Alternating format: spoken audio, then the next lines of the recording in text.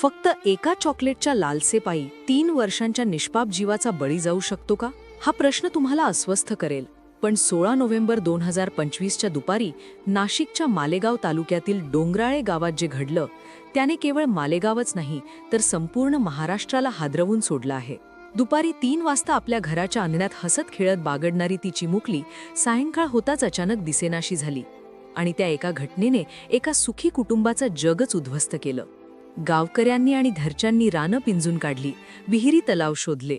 पण जेव्हा रात्री मोबाईल टॉवरच्या कंपाऊंडमध्ये झाडाझुडपात तिचं निष्प्राण शरीर सापडलं, तेव्हा पाहणाऱ्या प्रत्येकाच्या काळजाचा थरकाप उडाला. पोलिसांनी वेगाने चक्र फिरवत त्याच रात्री विजय संजय खेरनार या 24 वर्षीय नराधमाला बेड्या ठोकल्या. आणि पोलीस तपासात जे सत्य समोर आलं ते माणुसकीला काळीमा फासणारं होतं. विजय हा दुसरा तिसरा कुणी नसून त्या मुलीच्या घरापासून अवघ्या 200-300 मीटरवर राहणारा, रोज मजुरी करणारा शेजारीच होता, ज्याने त्या निरागस जीवाला चॉकलेटचा आमिष दाखवून त्या निर्जन ठिकाणी नेलं आणि आपल्या वासनेच्या आगीत माणुसकी जाळून टाकली. इतकंच नाही तर ती रडायला लागल्यावर आपलं पाप लपवण्यासाठी त्याने त्या फुलासारख्या मुलीचा गळा घोटून तिला संपवलं. या घटनेची बातमी पसरताच मालेगावमध्ये संतापाची लाट उसळली. 17 नोव्हेंबरला कोर्टाबाहेर हजारो लोकांचा जनसागर लोटला. जमाव इतका आक्रमक झाला की आरोपीला फाशीची शिक्षा द्या या मागणीसाठी त्यांनी कोर्टाचे गेट तोडण्याचा प्रयत्न केला. अखेर पोलिसांना लाठीचार्ज करावा लागला. या नराधमाला कठोर शासन व्हावं यासाठी उज्ज्वल निकम यांच्यासारख्या दिग्गज वकिलाची नियुक्ती व्हावी आणि खटला फास्ट ट्रॅक कोर्टात चालवावा अशी मागणी आता जोर धरत आहे.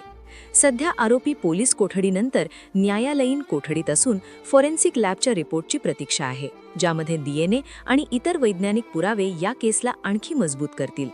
पण प्रश्न फक्त कायद्याचा नाही तर आपल्या समाजाचा आहे. आजही आपल्या आजूबाजूला असे विजय फिरत आहेत जे चिमुकल्यांना सावज बनवतात.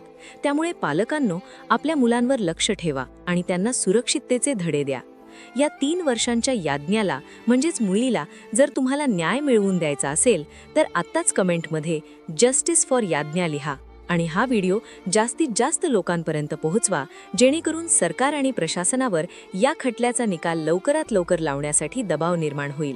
कारण उशिरा मिळालेला न्याय हा अन्यायासारखाच असतो.